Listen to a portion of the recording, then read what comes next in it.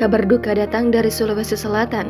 Amin Syam, mantan gubernur Sulsel periode 2003 hingga 2008, dikabarkan meninggal dunia pada Jumat 1 September malam. Kabar duka itu disampaikan Sekretaris PW DMI Sulsel, Haji Hasid Hasan Palogai.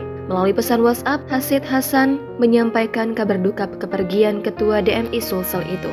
Inna lillahi wa inna ilaihi raji'un. Telah wafat Bapak Mayor Jenderal TNI Purna Haji Muhammad Amin Syam, Ketua PW DMI Sulsel, sekitar jam 23.50 waktu Indonesia Tengah, kata Hasid Hasan melalui pesan WhatsApp. Dikonfirmasi tribuntimur.com, Hasid Hasan menyampaikan Amin Syam tutup usia di Rumah Sakit Siloam.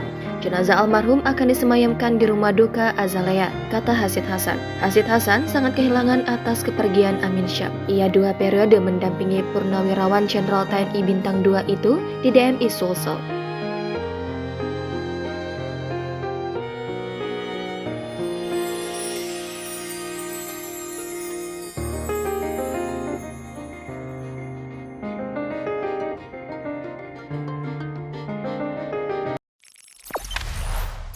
Jangan lupa subscribe, share, komen, dan like ya.